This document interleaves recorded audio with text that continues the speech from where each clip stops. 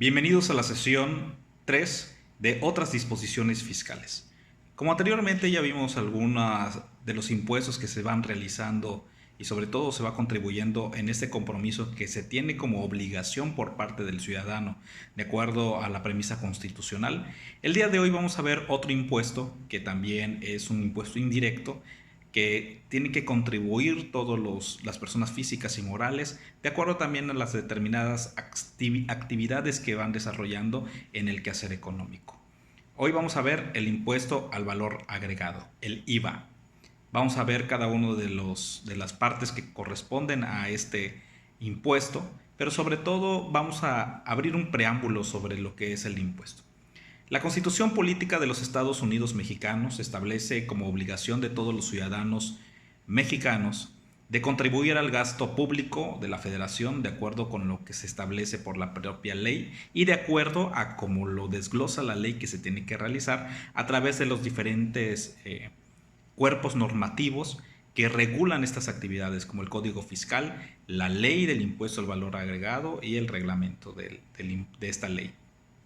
Toda persona está obligada al pago de impuestos, cualquiera que sea su actividad, en el caso de empresas de función, de acuerdo también a sus utilidades. ¿Qué es el impuesto al valor agregado? ¿Qué es el IVA?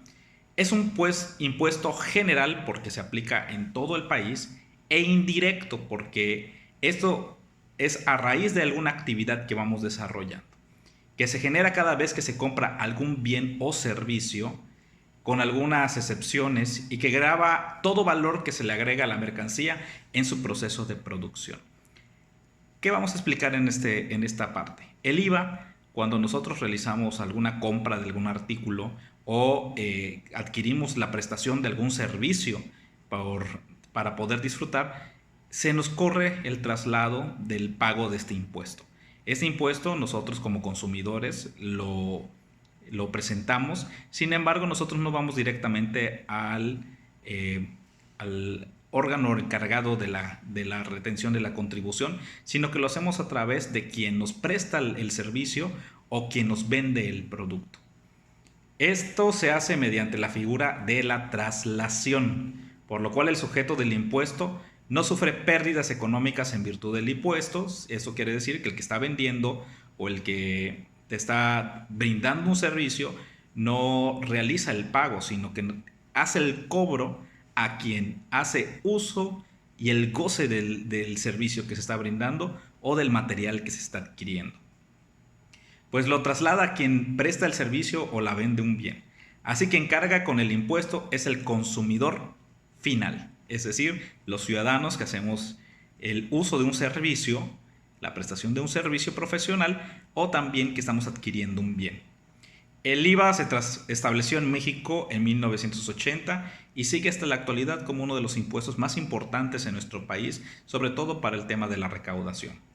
¿Cuánto se está pagando? El IVA es una tasa del 16% para las personas físicas y morales que en territorio nacional realizan los actos o actividades que sean, uno, de acuerdo a la ley del impuesto al valor agregado, sobre la enajenación de bienes, que presten servicios independientes, que otorguen el uso o goce temporal de bienes y los bienes o servicio, que importen estos bienes o servicios. El 16% también lo realizan las instituciones de crédito que adquieran bienes mediante dación de pago o adjudicación judicial, sean personas morales que reciban servicios personales independientes o usen o gocen temporalmente de bienes, prestados u otorgados por personas físicas respectivamente, en el caso de las empresas cuando contratan a un servicio externo, adquieran desperdicios para ser utilizados como insumos de actividad industrial o para ser comercializados, en el caso también de los productos de las recojas de los servicios públicos, y reciben servicios de autotransporte terrestre de bienes prestados por personas físicas o morales. Cuando se realiza un transporte de algún material, nosotros compramos o solicitamos el servicio de una empresa, también se realiza esta aportación.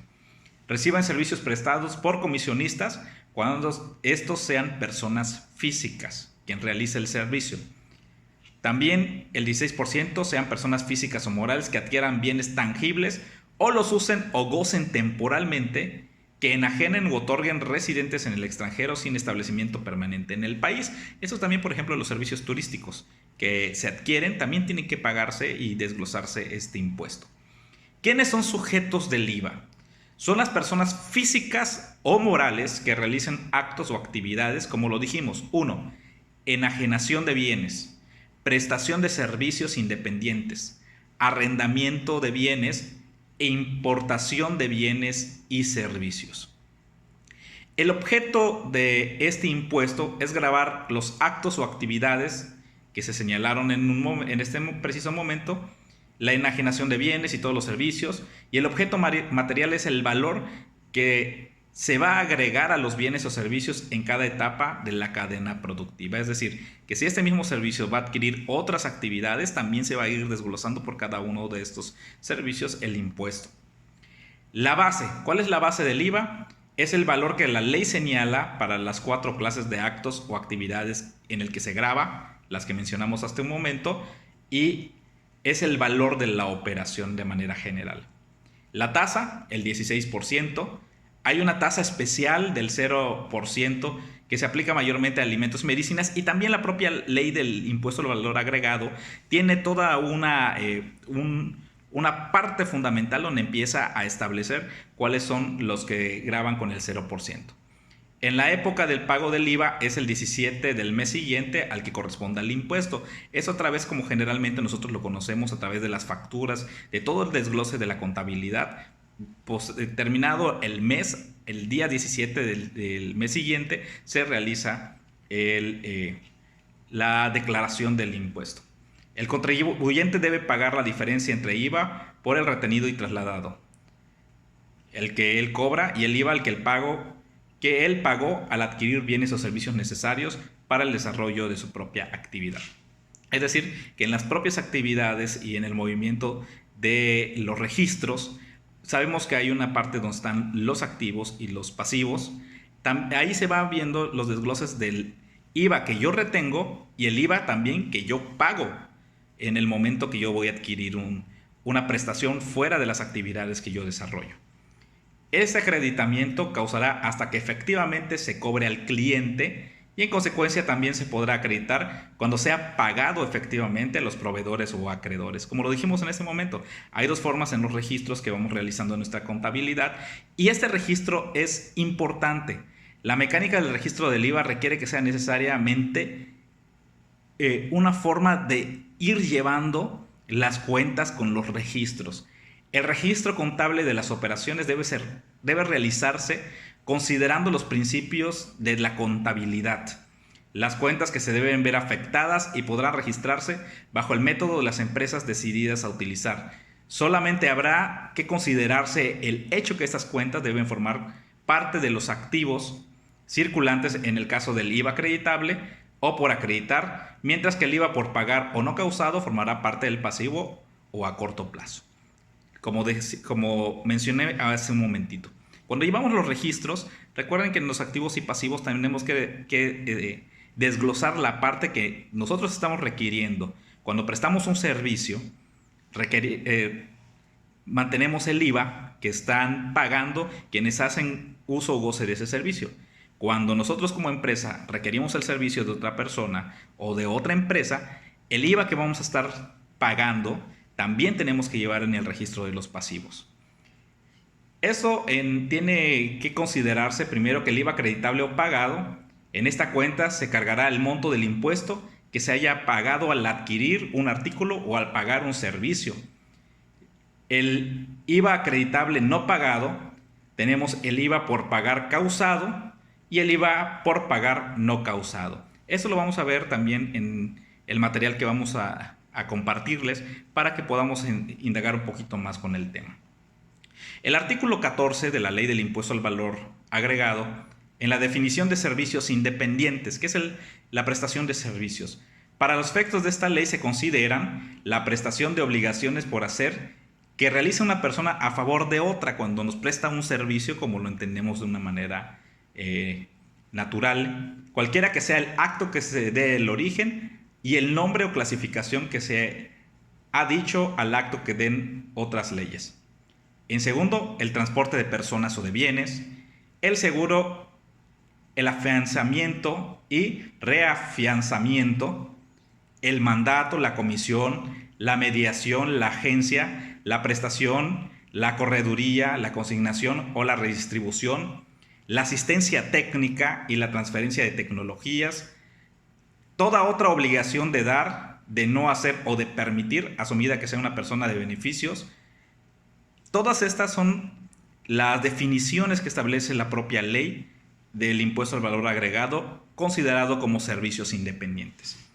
¿Qué es la enajenación de bienes? La ley al impuesto al valor agregado establece: para la materia fiscal, enajenación de bienes se refiere a la falta de bienes en los inventarios de la empresa. Para el Código Fiscal Federal, enajenación de bienes es toda transmisión de propiedad, aún en la que el enajenante se reserve el dominio del bien enajenado. Las adjudicaciones, aun cuando se realicen a favor del acreedor. Las aportaciones a una sociedad o asociaciones. Lo que se realiza mediante el arrendamiento financiero. Lo que se realiza a través del fideicomiso. Las cesiones de derechos que tengan sobre los bienes afectados del fideicomiso, es decir, todas las actividades que tengan una obligación. La obligación de dar, que genere una actividad. Esa es la enajenación, que estamos trasladando un derecho y toda una obligación. No se consideran enajenaciones las siguientes operaciones: la transmisión de la propiedad cuando se realice por causa de muerte, el testamento o las donaciones. Siempre y cuando aquí hay que tener mucho cuidado, porque las donaciones también tienen su propia regulación.